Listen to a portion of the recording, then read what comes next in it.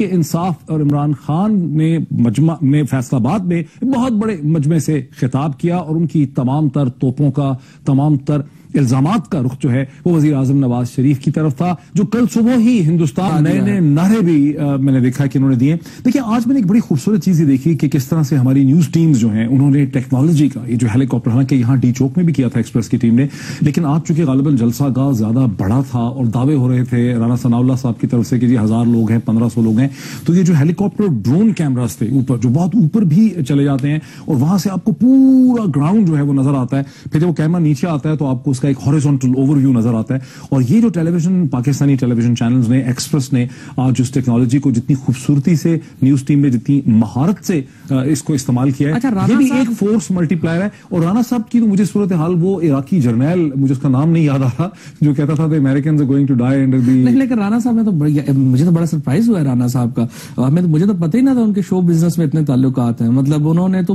پاکستان ہی کو نہیں ہندوستان سے بلا لیے لوگ جلسے کے سامنے کانسرٹ جی بالکل، اور ہنس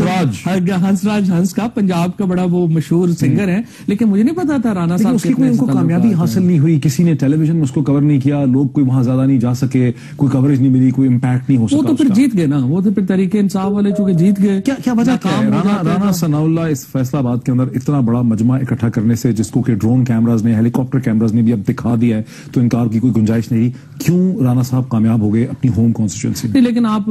یاد ہوگا جب پچھلی دفعہ رانا صاحب نے یہ کہا تھا یہاں پر کہ قطعی طور کے اوپر جلسہ بڑا نہیں ہوگا اور 7-8 ہزار سے زیادہ لوگ نہیں، آج تو 1000-1500 کیا۔ اچھا، ہماری کوشش ہوگی کہ ہم بریک کے بعد رانا صاحب کو زحمت دیں اور رانا صاحب کو لیں اور ان سے پوچھیں گے ان کی فیلنگ کیسی ہے، ان کے جذبات کیسے ہیں، ان کی کیفیت کیا ہے، اور آج شیخ رشید صاحب رانا صاحب کو بھی لے لیں، پھر اس پہ ہم ذرا کھل کے بحث کرتے ہیں۔ رانا صاحب، فیصل آباد میں آپ کے شہر میں جب پچھلی دفعہ آپ سے 11 تاریخ کو بات ہوئی تو آپ نے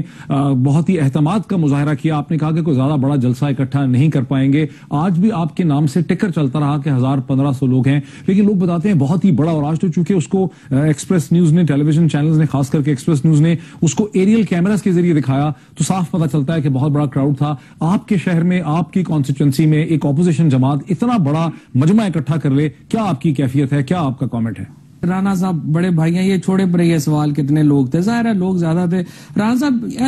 ہنس راج حاج پیسے کنے لینا ہے؟